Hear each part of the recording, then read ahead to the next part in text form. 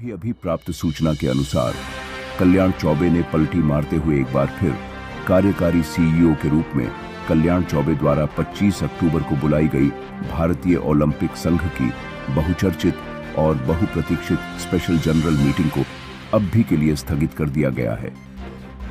कल्याण चौबे द्वारा जारी पत्र के अनुसार बैठक की अगली तारीख 10 नवंबर घोषित की गई है, परंतु भारतीय ओलंपिक संघ की अध्यक्ष पीटी उषा द्वारा 25 अक्टूबर को बुलाई गई भारतीय ओलंपिक संघ की स्पेशल जनरल मीटिंग के रद्द होने के संबंध में कोई अधिसूचना जारी नहीं की गई है, जबकि पीटी उषा ने अपने पूर्व में जारी पत्र में भारतीय ओलंपिक संघ के सभी सदस्यों से आह्वान किया था कि सभी सदस्य 25 अक्टूबर को उनके द्वारा बुलाई गई मीटिंग को ही आधिकारिक मीटिंग के रूप में माने। देखना दिलचस्प होगा कि खेल जगत में हंसी का पात्र बन चुके खेल मंत्रालय और भारतीय ओलंपिक संघ के इन दो भाजपाई नेताओं की नकेल आला कमान कब कसेगा। भारतीय ओलंपिक संघ की विशेष सभा से पहले कल्याण चौबे एक बार फिर से सुर्खियां बटोरने में लगे हैं। भाजपा के दो क्षेत्रीय नेताओं की नाक का सवाल बनी ताइक्वांडो आज इन दोनों के बीच पेंडुलम की तरह लटकती नजर आ रही है। सवाल यह उठता है कि क्या वाकई में कल्याण चौबे द्वारा जारी इस पत्र की कोई वैल्यू है भी या नहीं।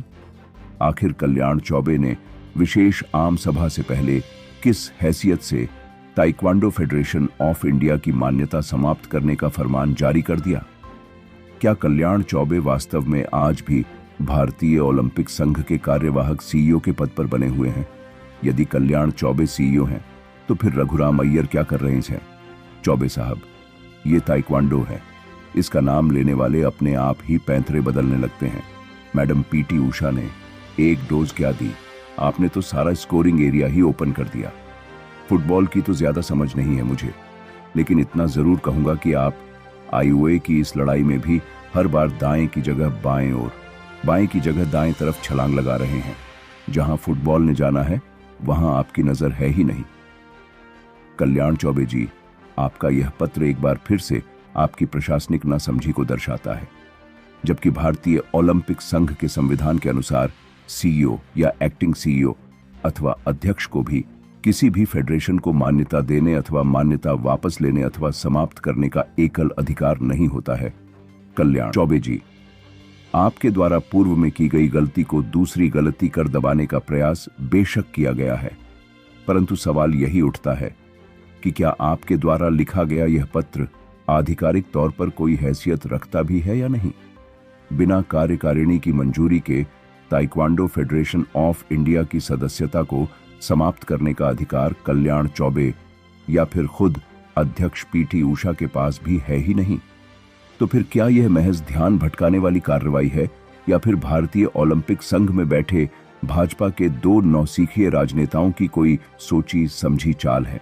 शाम होते होते भी अध्यक्ष पीटी उषा की ओर से इस पत्र पर कोई बयान जारी न होना ही इस आशंका को जन्म देता दिखाई दे रहा है।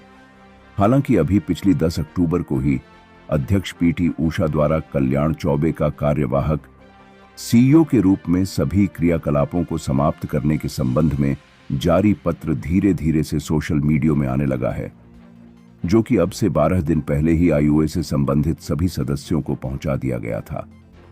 लेकिन फिर भी आप खुद को अभी भी कार्यवाहक सीईओ मान रहे हैं। लेकिन एक बात तो बिल्कुल सही है कि कल्याण चौबे के इस पत्र का मकसद चाहे जो भी हो, पर पत्र का मसौदा इंडिया में ताइक्वांडो के भविष्य को लेकर बिल्कुल स्पष्ट है।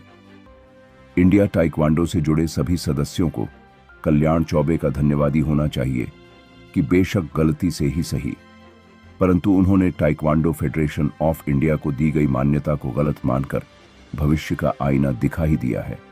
नेशनल गेम्स सर पर खड़ी हैं और ऐसे में ताइक्वांडो की रिकॉग्नाइजेशन का मसला सुलझाने के लिए आईओए की कोई दूसरी मीटिंग बुलाई जाएगी, ये बात ना तो व्यवहारिक ही है और ना ही तर्कसंगत।